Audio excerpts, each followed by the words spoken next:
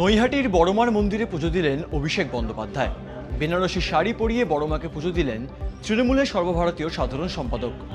অন্যদিকে মুখ্যমন্ত্রী মমতা বন্দ্যোপাধ্যায়ের জন্য নিয়ে গেলেন কোষ্ঠী পাথরের বড়মার একটি মূর্তি ও একটি ছবিও।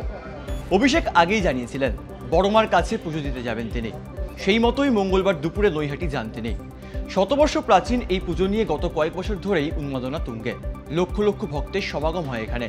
আর সেই বড়মার পুজোতেই আজ সামিল হলেন অভিষেক বন্দ্যোপাধ্যায়। ঘরের আলমারির ভিতর থেকে ষষ্ঠ শ্রেণীর ছাত্রীর ঝুলন্ত দেহ উদ্ধারের রহস্য ঘনিয়েছে দক্ষিণ কলকাতার ভবানীপুর অঞ্চলে। খুন নাকি আত্মহত্যা নাকি অন্য কোনো কারণে মৃত্যু, সে নিয়ে দ্বন্দ্ব তৈরি হয়েছে। তদন্তে সব দিক খতিয়ে দেখা হচ্ছে বলে জানিয়েছে আলিপুর থানার পুলিশ। মৃত নাবালিকার নাম সঞ্জনা সিং।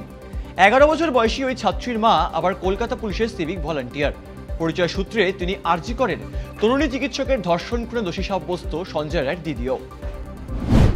বাজির ধাক্কায় 400-র গণ্ডি পেরোলো দিল্লির এয়ার কোয়ালিটি ইন্ডেক্স। আশঙ্কা আগেই ছিল, এবার তা সত্যি হলো। সুপ্রিম কোর্টের নির্দেশ সময় বেঁধে দেওয়ার পরেও আটকানো গেল না দিল্লির দূষণের মাত্রা। দীপাবলির পরের সকালে অর্থাৎ মঙ্গলবার প্রবল ধোঁয়াশায় ঘুম ভাঙল রাজধানীর। শহরের 38টি দূষণ মনিটরিং স্টেশনের মধ্যেই 36টি রয়েছে রেড জোনে।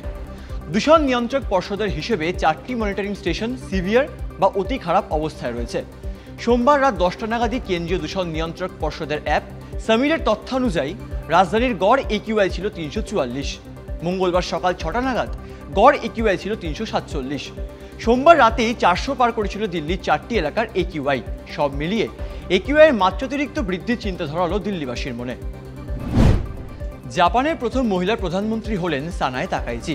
জাপানের লিবারেল ডেমোক্রেটিক পার্টির এই নেত্রীর হাত ধরেই জাপানের ইতিহাসে নতুন অধ্যায়ের সূচনা হলো। মঙ্গলবার লোয়ার হাউসে বিপুল ভোটে জয়ী হন তাকাইচি। 465 সদস্য বিশিষ্ট চেম্বারে 237টি ভোট পান তিনি। পার্লামেন্টের উচ্চকক্ষেই পান 125টি ভোট। যদিও দেশের নবনির্বাচিত প্রধানমন্ত্রীকে নিয়ে খুশি নন দেশের মহিলাদেরই একটা অংশ।